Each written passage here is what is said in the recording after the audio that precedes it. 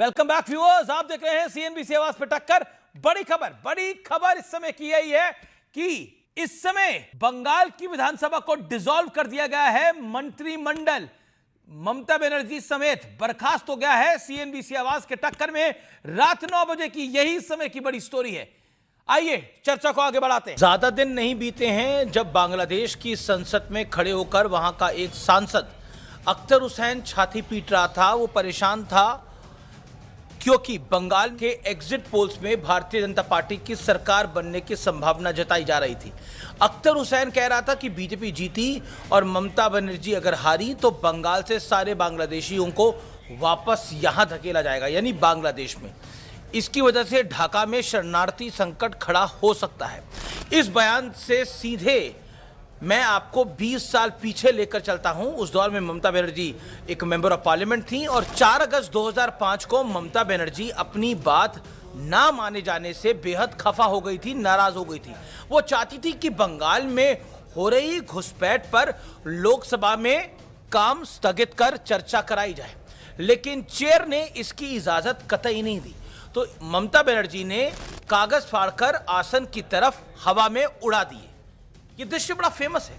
ये वो दौर था जब ममता बनर्जी कहती थी कि the infiltration in Bengal has become a disaster now. उस दिन लोकसभा में ममता बनर्जी उन बांग्लादेशियों की वोटर लिस्ट लेकर पहुंची थी जिन्हें पहले भारत में बसाया गया और फिर इलेक्शन सिस्टम में शामिल कर लिया गया।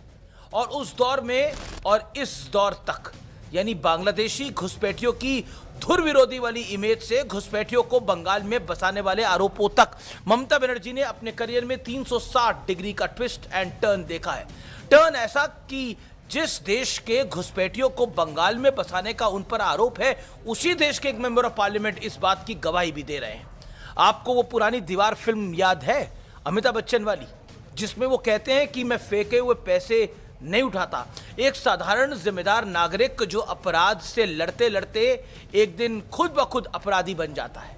दीदी के करियर ग्राफ को देखकर इतना ही कंट्रास्ट दिखाई देता है जितना कंट्रास्ट दीवार फिल्म में अमिताभ बच्चन के कैरेक्टर में देखने को मिला था। यह कंट्रास्ट इतना ब्राइट है कि ममता बनर्जी के चुनाव में हारने के बावजूद भी बांग्लादेश में उनकी फैन फॉलोइंग, उनकी लोकप्रियता कम होने की बजाय और बढ़ गई है, क्योंकि बांग्लादेश के कट्टरपंथी संगठन जमात के नेता महमूद नूरुल हुदा ने ममता बनर्जी से अपील की है कि वो इस्तीफा ना दें, दिल्ली के साथ युद्ध छेड़ दें। सोचिए क्या कुछ हो रहा है, और भारत से बगावत कर लें, बंगाल को स्वतंत्र राज्य घोषित कर दें।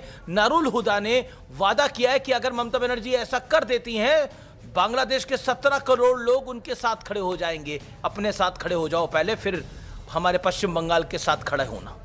गृह मंत्री अमित शाह ने एक बार नहीं कई बार कहा है, बार बार कहा है, यहां तक कि संसद में ऑन रिकॉर्ड भी बयान दिया है कि हर जगह बॉर्डर पर फेंसिंग का काम पूरा हो चुका है, लेकिन बंगाल में 450 किलोमीटर पर फेंसिंग का काम लटका हुआ है, अटका हुआ है, क्योंकि कई चिट्ठियों और मीटिंग्स के बावजूद ममता बनर्जी की सरकार ने, जो पहले थी, और पार्टी ने सहयोग नहीं किया।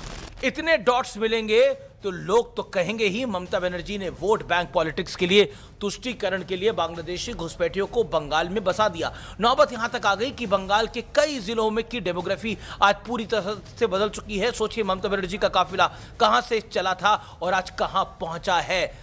सड़क पर संघर्ष से शुरू हुए सफर के ऐसे मुकाम की कल्पना खुद ममता बनर्जी ने कभी नहीं की होगी।